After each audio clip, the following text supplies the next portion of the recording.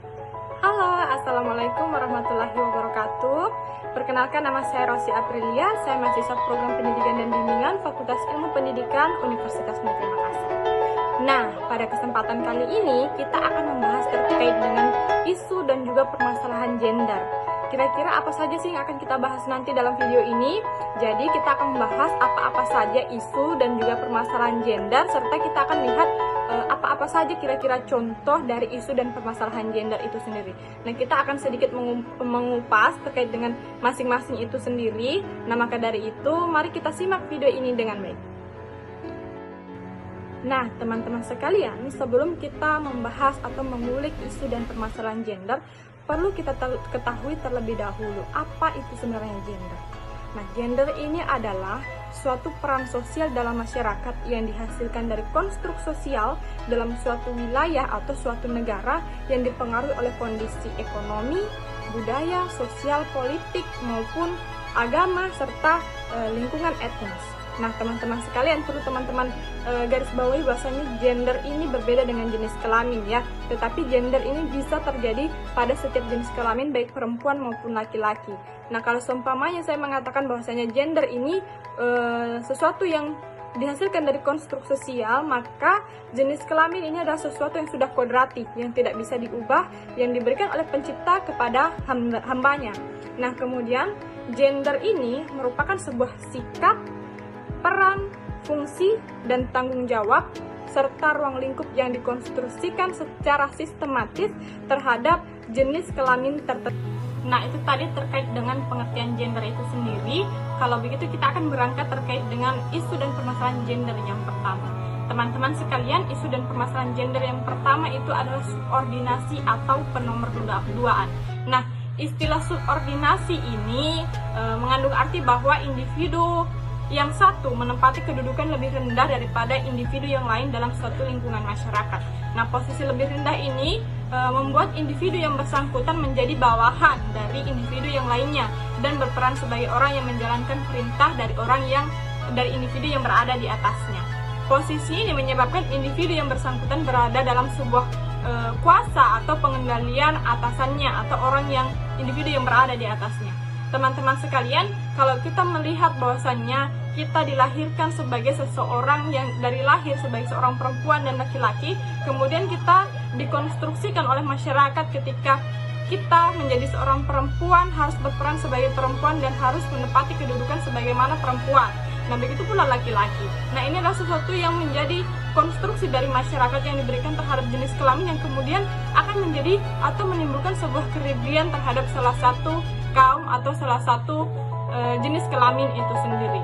Nah, konstruk sosial yang diberikan ini adalah suatu bentuk subordinasi atau penomorduaan sudah lama terjadi sejak terbentuknya institusi keluarga. Nah, hal ini kemudian dianggap sebagai sesuatu yang wajar atau sesuatu yang sudah kodrati oleh masyarakat. Nah, ini dianggap sebagai sesuatu memang yang sudah demikian adanya dan ini sudah tidak bisa diubah. Padahal ini adalah sesuatu yang sangat salah, bahwasanya subordinasi ini atau penomorduaan terhadap suatu jenis kelamin adalah sesuatu yang merugikan seperti itu. Nah, kemudian kita juga perlu melihat bahwasanya subordinasi ini selain merugikan salah satu kaum, ini juga akan menimbulkan suatu budaya, di mana budaya ini kita bisa lihat bahwasanya ini adalah suatu bentuk budaya yang sering atau banyak terjadi di masyarakat adalah budaya patriarki. Jadi banyaknya beberapa jenis kelamin yang merasa dirinya berada di atas dari jenis kelamin yang lain, kemudian dia melakukan suatu bentuk tindakan patriarki terhadap kaum perempuan. Kita berbicara terkait dengan budaya patriarki. Ternyata budaya patriarki ini adalah suatu budaya yang memang ada sejak awal dan sangat sulit untuk diubah. Bahwasanya budaya patriarki ini sangat mengagungkan atau sangat menomorsatukan salah satu kaum, yaitu kaum laki-laki, di mana mereka bebas melakukan tindakan, bebas memberikan sebuah perintah terhadap salah satu kaum yang disubordinasi, yaitu kaum perempuan, dan di mana mereka kaum yang disubordinasi ini berada dalam kuasanya kaum yang dinomorsatukan. Sangat merugikan, bukan? Oke, ternyata tidak hanya itu isu dan permasalahan gender yang lain. Nah, isu dan permasalahan gender yang kedua itu ada double burden atau beban ganda. Ini juga sering lebih banyak terjadi kepada kaum perempuan daripada kaum laki-laki. laki-laki, di mana beban ganda atau double burden itu diartikan sebagai beban pekerjaan yang diterima oleh salah satu jenis kelamin lebih banyak dibandingkan jenis kelamin yang lainnya. Nah, kemudian beban ganda ini juga termasuk ketidakadilan gender yang pada umumnya dialami oleh kaum perempuan daripada kaum laki-laki itu sendiri. Nah, ini salah satu contohnya yaitu ketika seorang perempuan bekerja atau melakukan kegiatan di ranah publik untuk mencari uang, maka ketika kembali di rumah, ia tetap harus menjalankan pekerjaan rumah karena sebelumnya itu dianggap sebagai sesuatu yang kodrati atau itu sesuatu yang harus dilakukan dan tidak boleh ditinggalkan, padahal tidak demikian teman-teman sekalian. Mereka dianggap masih harus bertanggung jawab. Selain mereka ingin berkarir dalam ranah publik, mereka juga harus bertanggung jawab terhadap kegiatannya yang berada di ranah-ranah domestik itu sendiri, misalnya mencuci, memasak, dan lain sebagainya. Nah, kemudian ternyata secara umum faktor yang mendorong perempuan untuk bekerja di luar itu adalah faktor ekonomi, di mana faktor ekonomi ini merupakan salah satu dari sekian banyak faktor yang mendorong perempuan untuk berkarir. Nah, kebutuhan keluarga ini yang biasanya tidak tercukupi oleh suaminya akan secara tidak langsung mendorong untuk perempuan ikut berkarir dalam ranah publik itu sendiri, yang kemudian ikut bekerja untuk mencari penghidupan untuk keluarganya. Nah, kemudian itu tadi ya, kembali ke rumah, mereka harus tetap menjalankan tanggung jawabnya sebagai ibu, sebagai istri, memasak, mencuci, dan lain sebagainya. Nah, kemudian secara umum faktor yang mendorong perempuan untuk bekerja itu juga eksistensi diri. Sebenarnya ini adalah sesuatu yang baik karena pendidikan yang tinggi dan kemampuan perempuan mengharuskan diri sendiri untuk selalu eksis dalam sebuah masyarakat. Nah, kebutuhan akan aktualisasi diri yang banyak diambil oleh perempuan di zaman ini, terutama dengan makin terbukanya kesempatan yang sama pada perempuan untuk meraih jenjang karir yang tinggi, kebutuhan akan aktualisasi ini banyak diambil oleh perempuan. Tapi sayangnya tidak ada tindak lanjut dari upaya ini, di mana ternyata tidak ada toleransi bagi perempuan ketika mereka tetap ingin mengaktualisasikan dirinya. Ya jangan lupa seperti yang saya tadi jelaskan terkait dengan sesuatu yang memang sudah dianggap sebuah tanggung jawab perempuan itu sendiri. Oke, alasan selanjutnya adalah alasan sosial, di mana perempuan juga ingin memiliki status sosial yang tinggi, yang mana mereka selalu ingin berkarir atau memiliki pencapaian yang baik. Nah, mana perempuan yang aktif dalam kehidupan akan merasa sangat kurang jika ia tidak melakukan tindakan yang mampu untuk mengupgrade dirinya atau memiliki karir yang baik dan memiliki profesi yang baik. Nah, selain itu, karir dan profesi ini akan menambah lingkungan sosial perempuan itu sendiri dalam aktif bersosialisasi. Nah, kemudian selanjutnya adalah budaya. Jadi budaya atau adat yang ada di masyarakat tidak semuanya menuntut para pria untuk bekerja memenuhi kebutuhan hidup keluarganya. Nah, faktor yang mempengaruhi beban ganda ini adalah budaya patriarki yang seperti saya jelaskan tadi ya teman-teman sekalian. Nah, itu tadi teman-teman ya, kita berbicara terkait dengan subordinasi atau penomorduaan, dan kemudian kita membahas tentang double burden atau beban ganda. Tetapi tidak hanya itu, isu dan permasalahan gender yang lain, tapi ada juga terkait dengan violence atau kekerasan teman-teman sekalian. Nah, dari beberapa kajian literatur, ternyata perempuan itu lebih berpeluang menjadi korban kekerasan daripada kaum laki-laki. Nah, inilah yang menjadi akibat adanya bias gender dalam masyarakat itu sendiri, yaitu sebenarnya ada memang perbedaan faktor biologis antara perempuan dan laki-laki. Bahwasanya perempuan itu memiliki fisik yang lebih lemah atau lebih rentan daripada laki-laki, sedangkan laki-laki itu memiliki power dan memiliki kekuatan yang lainnya. Nah, berbicara terkait dengan kekerasan teman-teman, jadi kekerasan itu tidak melulu tentang hal fisik seperti yang kita lihat atau seperti yang kita dengar, tetapi ada kekerasan lain yang biasa terjadi yang mungkin sebenarnya kita mengetahuinya tapi kita tidak menyadarinya ya teman-teman sekalian.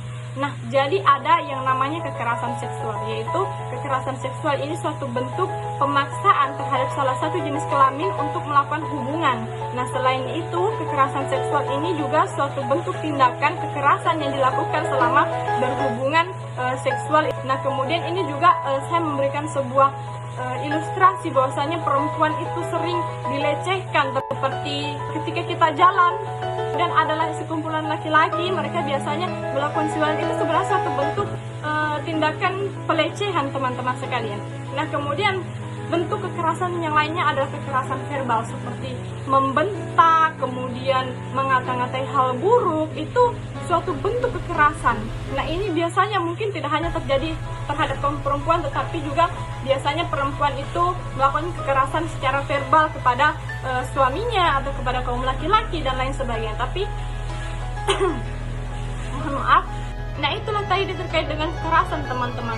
Jadi tidak hanya memang mayoritas terjadi kepada perempuan, tapi tidak menutup kemungkinan bahwasanya hal ini akan terjadi juga kepada kaum laki-laki. Karena biasanya kekerasan verbal ini mungkin perempuan sering mengata-ngatai atau sering menggunjing kaum laki-laki itu sendiri. Nah, itu tidak menutup kemungkinan sebuah kekerasan verbal akan terjadi kepada kaum laki-laki.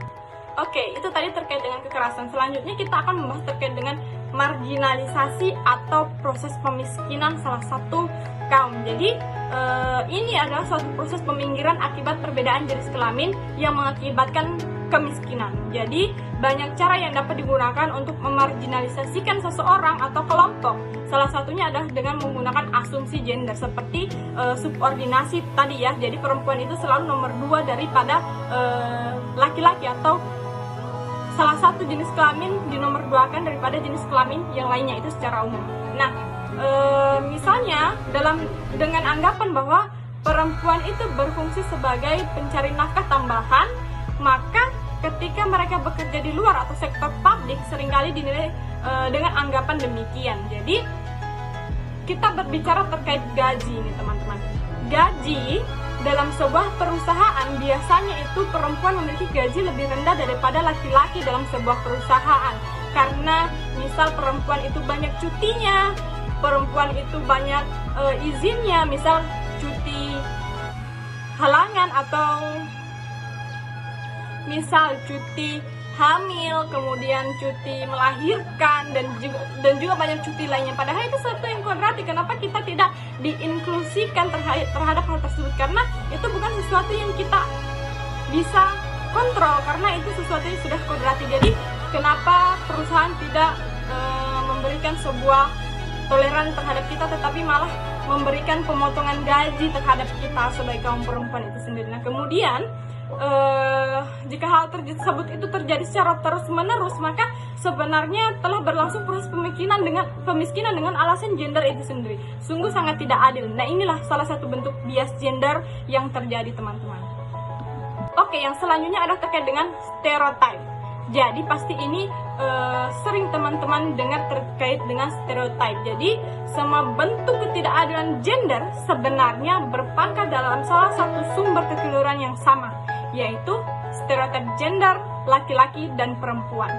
Stereotip itu sendiri berarti pemberian citra baku atau label atau cap kepada seseorang atau kelompok atau individu yang didasarkan pada suatu anggapan yang salah dan sesat. Nah, pelabelan umumnya dilakukan dengan dua hubungan atau lebih dan seringkali digunakan sebagai alasan untuk membenarkan suatu tindakan dari satu kelompok atas kelompok lainnya. Misalkan contohnya adalah perempuan dianggap sebagai seseorang yang lemah, perempuan dianggap sebagai seseorang yang mungkin contoh nyatanya, perempuan dianggap sebagai seseorang yang tidak bisa memimpin. Itu adalah salah satu bentuk stereotip yang sangat merugikan salah satu kaum. Nah, contoh stereotip yang lainnya yang merugikan kaum laki-laki adalah laki-laki itu harus kuat, laki-laki itu tidak boleh menangis. Oh, tidak, teman-teman sekalian. Stereotip yang terjadi terkait dengan hal tersebut akan merugikan setiap gender yang diberikan stereotip itu sendiri, karena stereotip ini adalah sesuatu yang tidak benar. Misal laki-laki boleh menangis, tidak ada masalah dengan hal tersebut.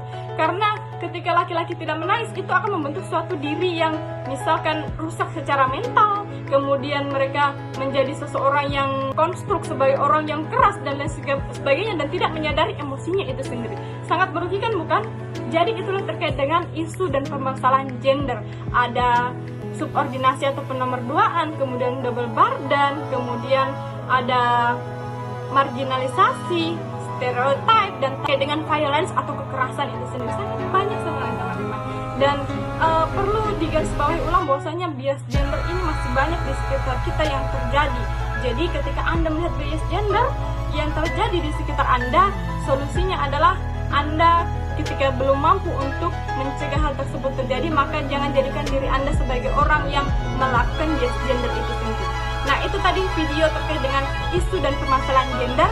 Jika mungkin ada hal yang belum saya bahas, silahkan kita akan bahas di video-video selanjutnya, atau kita akan bertemu secara langsung untuk membahas hal tersebut. Untuk itu, saya tutup dengan ucapan terima kasih sudah mendengarkan dan terima kasih sudah menonton video ini.